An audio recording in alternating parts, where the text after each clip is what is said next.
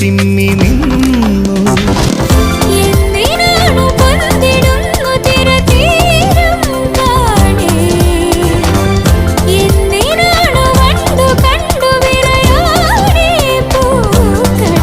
പറയൂ മനമേ, ചൊരിയൂ മധുരം പ്രിയതേ, എന്റെ ഹൃദയതാളം മുറുകിയോ,